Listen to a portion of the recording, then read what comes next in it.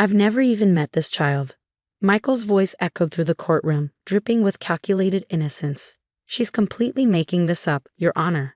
I sat there, my hands steady as I held the weathered school yearbook in my lap, watching my ex-husband perform his carefully rehearsed act. The same man who'd attended every father-daughter dance for 6 years was now claiming our Emma didn't exist. My name is Alexandra Winter, and at 35, I never imagined I'd be sitting in a courtroom proving my daughter's existence to her own father. But life has a way of surprising you, especially when you're dealing with someone desperate enough to deny their own flesh and blood to avoid paying child support. Your Honor, Michael continued, his voice smooth as silk, I left the marriage 7 years ago. If there was a child, why am I just hearing about this now? He spread his hands wide, the picture of bewilderment. The expensive suit he wore, probably bought by his new 20-something girlfriend, was a far cry from the t-shirts he used to wear to Emma's soccer games. I caught my lawyer, Diana Martinez, giving me a subtle nod. We prepared for this moment, anticipated Michael's performance. The past 3 months had been a masterclass in his deception, ever since he'd decided that acknowledging Emma's existence would interfere with his new life. Mrs. Winter, Judge Thompson turned to me, her expression neutral. These are serious allegations. Mr. Sullivan claims he has no knowledge of this child, yet you're seeking 7 years of back child support. Yes, Your Honor, I replied, my voice clear and firm. And I can prove not only that Michael knows about Emma, but that he was an active part of her life until 6 months ago. Michael's lawyers shifted uncomfortably. They hadn't expected evidence. They counted on it being my word against his, banking on the fact that Michael had managed to keep Emma off his social media, had never listed her on his tax returns, and had paid for everything in cash to avoid a paper trail. Approach the bench, Judge Thompson instructed. I stood, the yearbook heavy in my hands.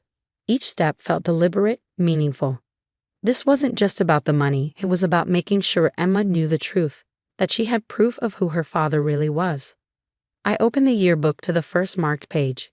This is from Emma's first grade year, I said, pointing to a photo of the father-daughter dance. There was Michael beaming in a blue button-down shirt, holding 6-year-old Emma's hands as they twirled on the dance floor. He never missed a single dance. Michael's face drained of color. He'd forgotten about the yearbooks, hadn't he? Forgotten that schools document everything, preserving memories in ink and paper that can't be erased as easily as text messages or emails. There's more. I continued flipping through the pages. 2nd grade field day, where he ran the 3-legged race with her. 3rd grade science fair, where he helped her build a model solar system. 4th grade.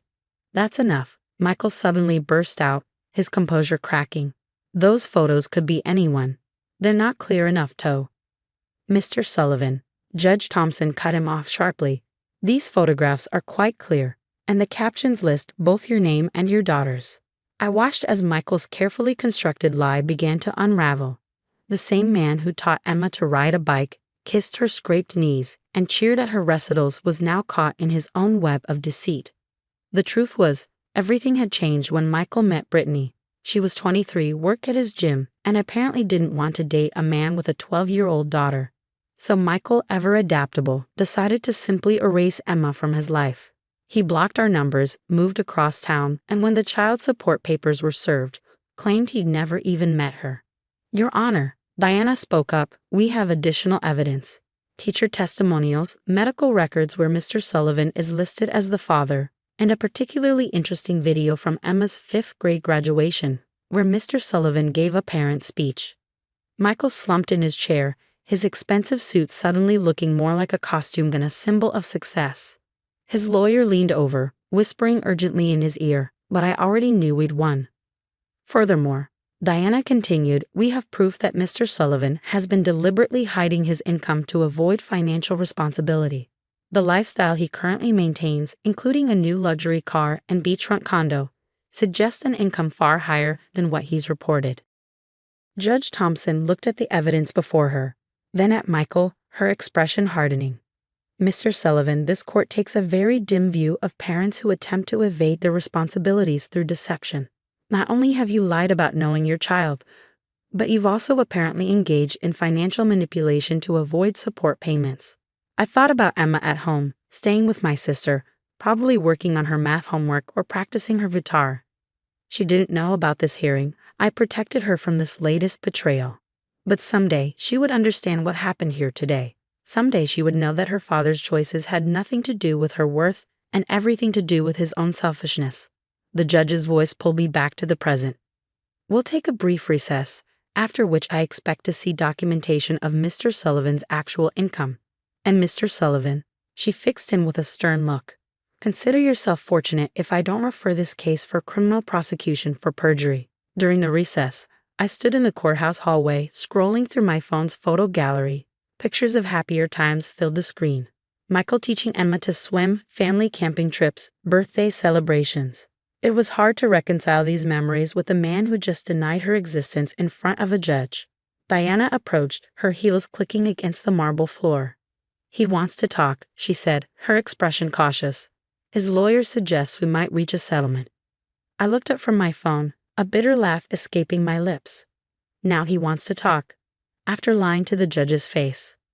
They know they're cornered, Diana explained. The yearbook was just the beginning. Once we present the financial evidence, she trailed off meaningfully. I nodded, understanding what she wasn't saying. The past 3 months of investigation had uncovered more than just photos and school records. We'd found a carefully constructed web of hidden bank accounts, cash transactions, and deliberately underreported income. Ms. Winter. Michael's lawyer approached, looking uncomfortable in his expensive suit. My client would like a word. In private. I glanced at Diana, who gave a slight nod. I'll be right outside, she assured me. Following the lawyer into a small conference room, I found Michael sitting there, his earlier confidence completely deflated. He looked older somehow, the weight of his lies finally showing on his face. Alex, he started, using my old nickname like we were still friends. We need to end this. Funny. I replied, keeping my voice steady. That's exactly what I thought when I filed for child support. Instead, you decided to pretend our daughter doesn't exist. He flinched. You don't understand. Brittany, your girlfriend? I cut him off. The one who's barely older than the babysitter we used to hire for Emma. She's my fiancée now, he corrected, as if that somehow made everything better. And she didn't want complications. Complications? The word tasted like acid. That's what you're calling Emma now. Michael ran his hands through his hair, a gesture so familiar it hurt. I'll pay the support, he said finally, whatever amount you're asking. Just don't show the rest of what you found. Please. I thought about the evidence Deanna had gathered, the offshore account where he'd been hiding his real estate commission money, the cash deposits that conveniently never appeared on his tax returns, the fake business he'd set up in his brother's name to channel funds away from his official income. You know what's funny, Michael? I said, leaning back in my chair. I never cared about the money. All these years, Emma and I were fine on my teacher's salary. What hurts is that you didn't just abandon us. You tried to erase us. I never meant, he started. You never meant what? I interrupted. To get caught. To have to explain to your young fiancé that you have a 12-year-old daughter. To face consequences for once in your life. The door opened and Diana poked her head in. They're calling us back. Standing up, I smoothed my skirt and gathered my composure. The judge needs to see everything, Michael. Not just for the money, but because Emma deserves to have the truth on record. She deserves to know none of this was her fault. Back in the courtroom, Diana methodically presented the financial evidence. Bank statements, property records, and business documents flashed across the presentation screen. With each new revelation, Michael seemed to shrink further into his chair. Your Honor, Diana concluded, Mr. Sullivan's claimed annual income of $45,000 is a fiction. Our evidence shows his actual earnings exceed $300,000 per year, carefully hidden through various means to avoid financial responsibility. Judge Thompson's expression grew sterner with each document. Mr. Sullivan, she addressed Michael directly, would you care to explain why you reported less than a sixth of your actual income? Michael's lawyer whispered something in his ear, but he just shook his head, defeated. And would you care to explain this? Diana continued, pulling up a series of text messages on the screen, messages between Michael and his brother, joking about the fake business they'd set up. Messages that made it clear this wasn't just negligence. It was deliberate fraud.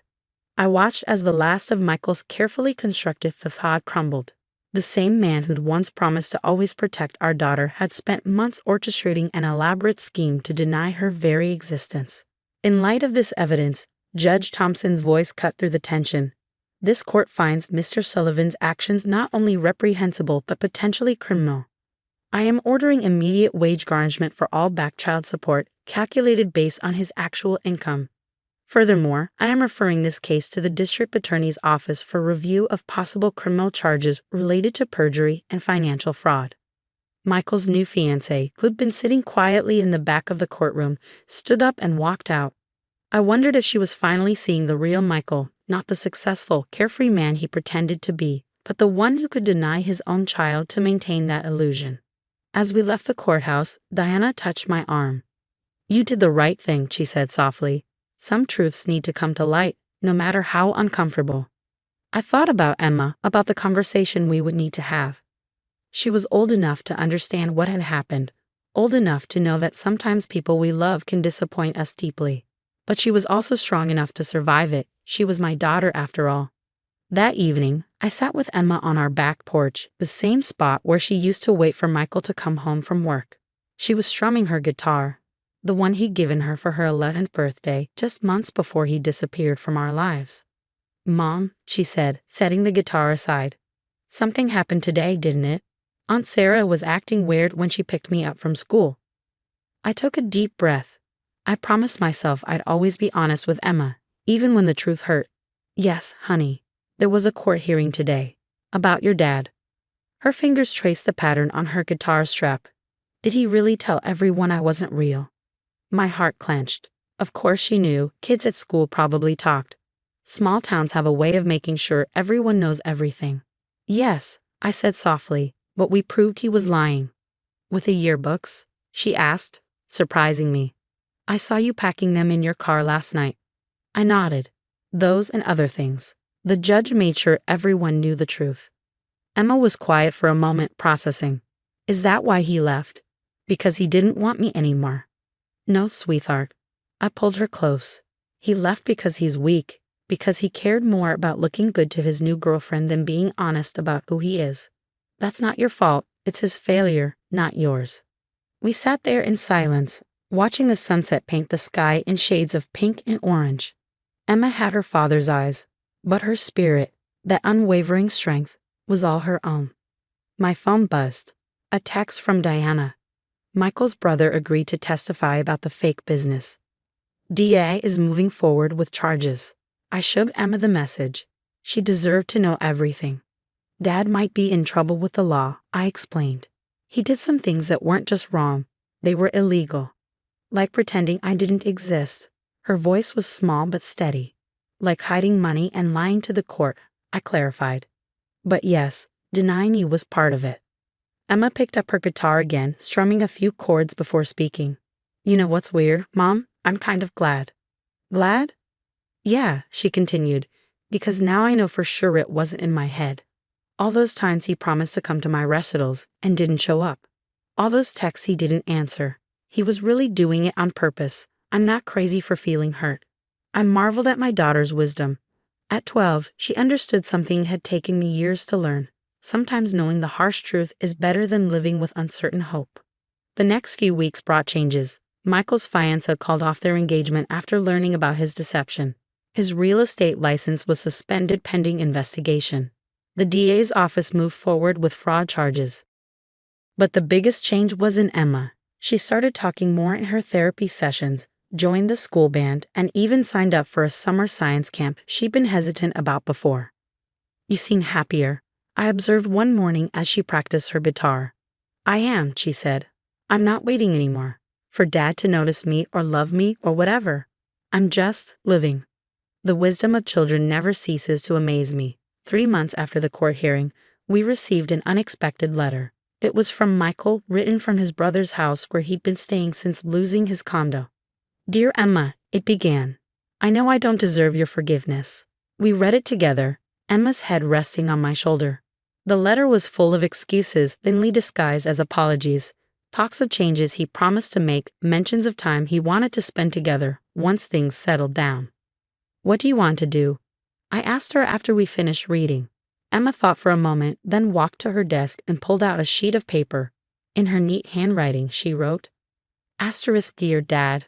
I exist. I've always existed. I'm not waiting anymore. Emma asterisk.